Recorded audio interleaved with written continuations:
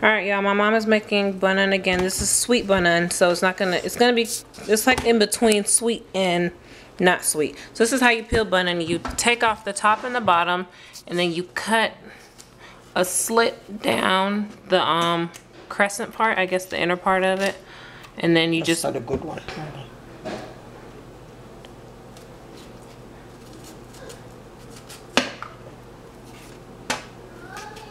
Hold on, Aiden. And then you peel the skin apart, or skin back. Yeah. You pull the skin back.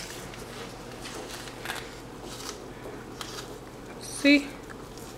My mom is strong.